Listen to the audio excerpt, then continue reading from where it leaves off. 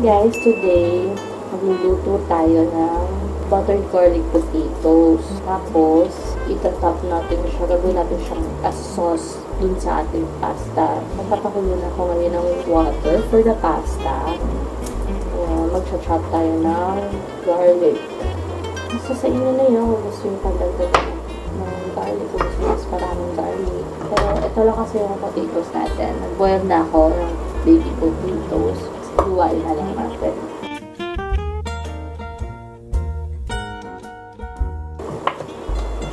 So, din yung gumamit ng food processor kung tinatamad kayo mag-chop-chop. Kasi tinatamad ako maglabas ko ng food processor. Meron ako dyan yung manual food processor para finely chop talaga yung garlic. Kaya tinatamad ako kasi nakatapos siya. Saka dagdag hugasin pa siya. So, mas okay na ito. Mana-mana. Maganda itong medyo buo-buo yung mas crunchy pag tinurse mo na yung garlic. So, you can also add onions. Gusto nyo lang. Tapos, pwede rin fresh green chilies. Actually, gusto ko siya. Next is, kuha natin ang potatoes. So, pag medyo malalaki, kuha yun sa apat.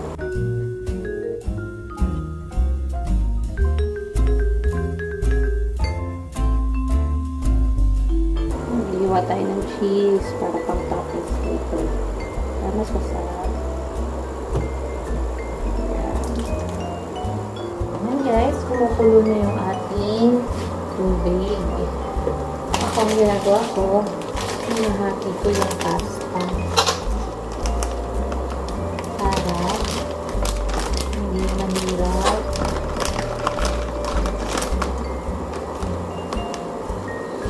Ilagyan ko na rin siya ng salt kanina para medyo ano na yun.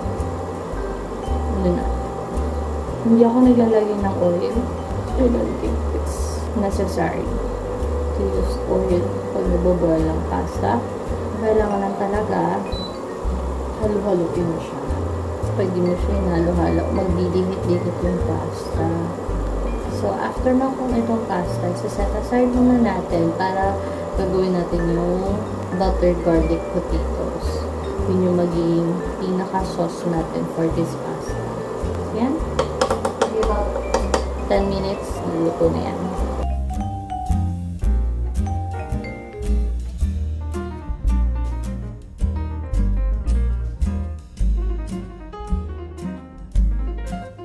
Now, we're going to cook the buttered garlic potatoes.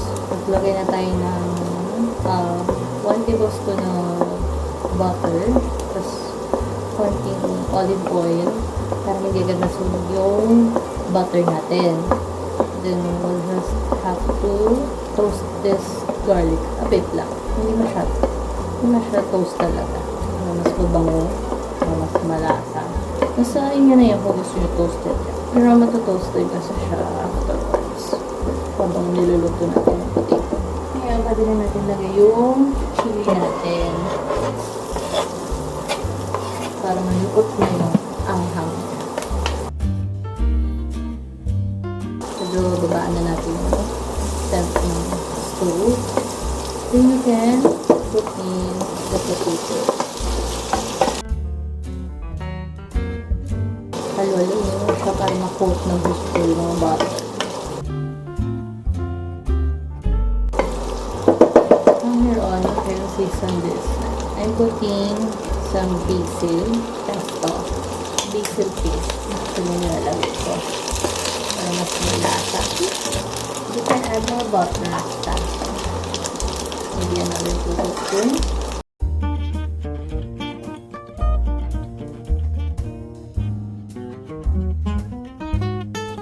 Tapos, pipura natin ng konting asin.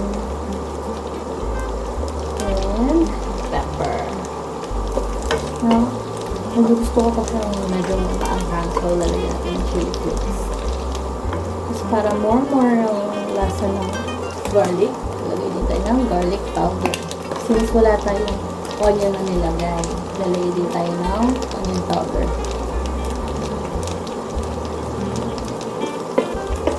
Naamoy ko na yung basil. Just stir it for a minute para lang manuot yung lasa ng lahat ng masusunod na nilagay natin. Now, for the sauce of the pasta, maglalagay tayo ng pinagkuluan ng pasta. Mga 1/4 muna. Sa akin kasi, nilalagay ko na agad yung cheese. So, nasa sa inyo kung gusto nyo ilagay yung cheese before ilagay yung pasta or after.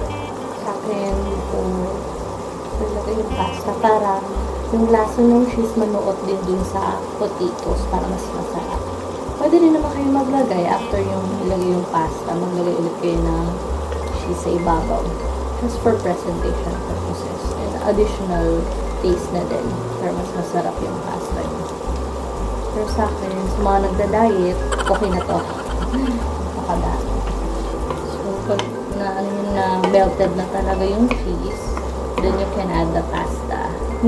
Cheddar lang, regular cheddar lang yung gamit ko ha. Hindi siya yung melt, cheese melt. Yung cheese, you can use any cheese you want. Well, for us na on a budget lang to. Regular cheese na tayo. So, yan na yung cheese. Pwede na natin ilagay yung pasta.